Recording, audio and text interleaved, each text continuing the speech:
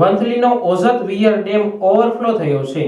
વહેલી સવારથી વરસાદ શરૂ થતા નદી નાળાઓમાં પાણી ભરાયા છે।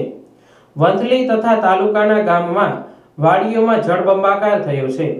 નદીઓમાં નવા નીર આવ્યા છે।